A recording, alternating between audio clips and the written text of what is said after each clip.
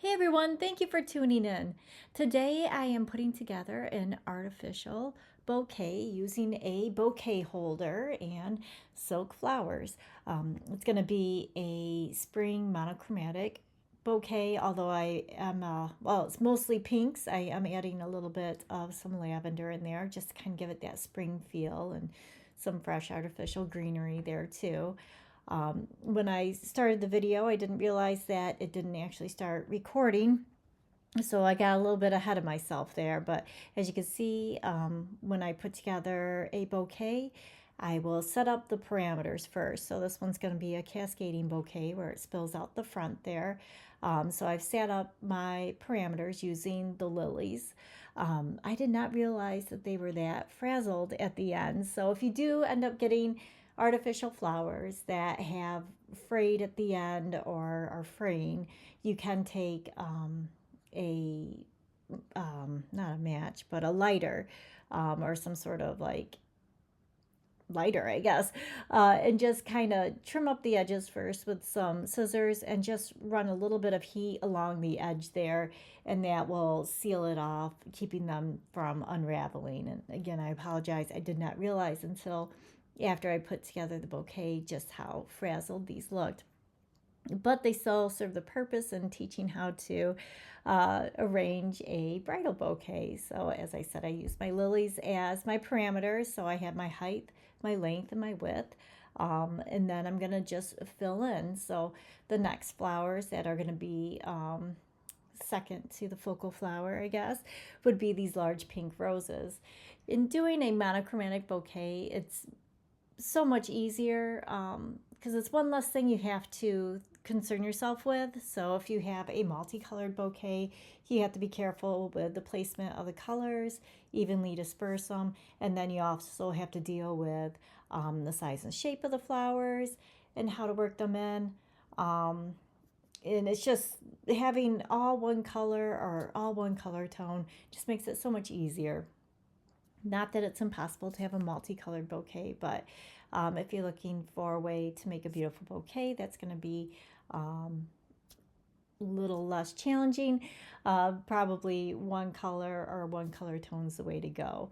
Like I said, I did add a little bit of purple though to kind of give it a spring feel to it. I have these large purple mums, not purple, mauve colored mums that I'm sitting down low. I'm going to use them to kind of fill the in between all my other bouquet flowers there. It's because of its color, it's going to be a little bit more in the background.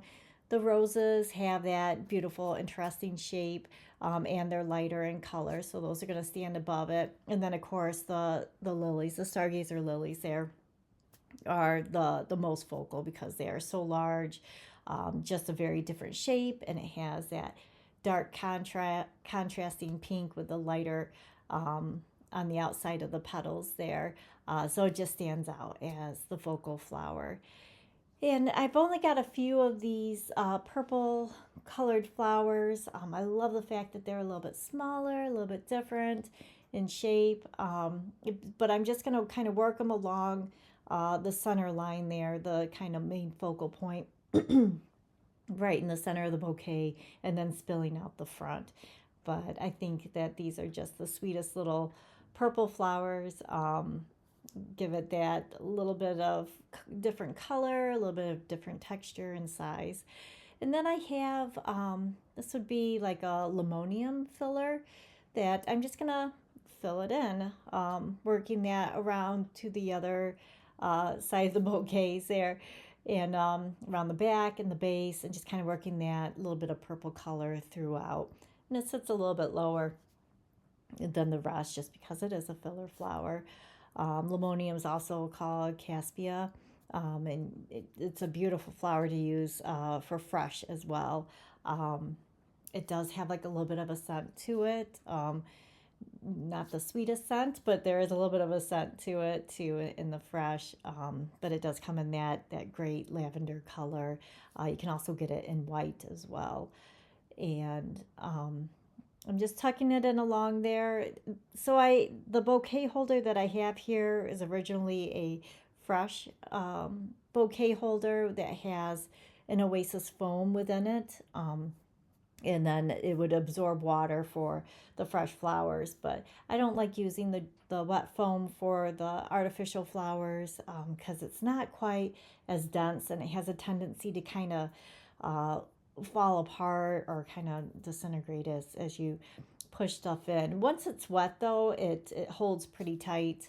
And that's not a worry. So it works really well for fresh flowers.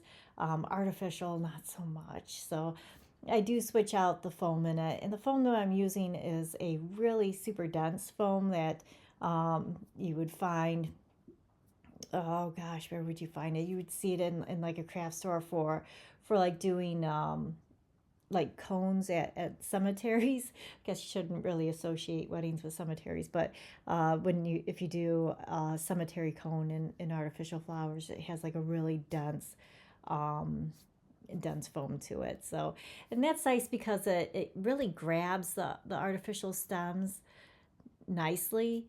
For me though, it's a little bit too dense because some of the stems don't want to go into it just because it's so dense. So you really have to work it in there. Either way, whatever foam you use, I would follow it up with some hot glue just to kind of seal everything in and make sure nothing falls out.